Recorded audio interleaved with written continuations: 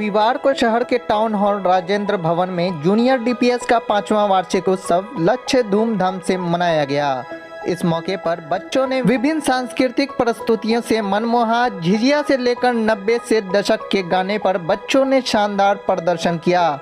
इस मौके पर शहर के संदीप यूनिवर्सिटी के VC professor Sameer Verma, LNMU English department की हेड प्रोफेसर मंजू राय मौजूद थी। वहीं प्रिंसिपल स्नेहा प्रकाश ने स्कूल के लक्ष्य के बारे में बात करते हुए 5 साल पूरे होने के उपलक्ष्य में वर्ग 5 से 8 तक के बच्चों के लिए करियर काउंसलिंग की घोषणा की।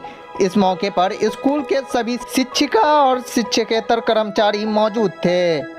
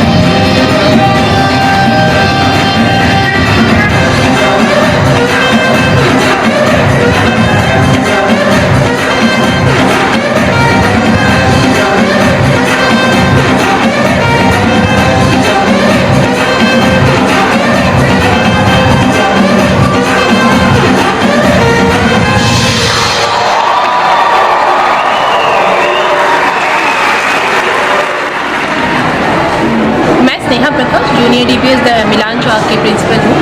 आज हमारे स्कूल जूनियर डीपीएस की 5th एनुअल सेलिब्रेशन है।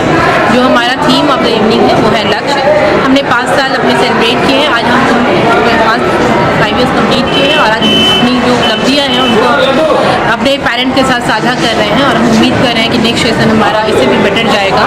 हमारे स्कूल में हम बच्चों के ओवरऑल ग्रोथ पे ध्यान देते हैं ताकि एक जो हमारे स्कूल से बच्चा निकले वो फॉलोअर ना बन के लीडर बने। जो इमोशनल वेलबींग है उसका, जो फिजिकल नीड्स है, हम सब पे ध्यान देते हैं ताकि वो एक कंप्लीट जो है वो नागरिक बन के निकले। ये ना कि वो बस एक रिटायर पे जा रहा है। इस साल हमने कैरियर काउंसलिंग भी स्टार्ट की है। अब से स्टैंडर्ड के जो ऊपर के बच्चे हैं उनको हम लोग कैरियर काउंसलिंग प्रोवाइड कराएंगे ताकि वो जो भी बनना चाहे उसके लिए वो अभी से तैयार। आज इस जूनियर डीपीएस का जो उद्घाटन किए हैं, किनको किनको आमंत्रण किए थे? आज हमारे यहाँ जो संदीप यूनिवर्सिटी है उसके वीसी प्रोफेसर समीर कुमार वर्मा आए हैं और जो डॉक्टर मंजू राय हैं जो एलएनएमयू के एचओडी हैं पीजी डिपार्टमेंट की, वो आई।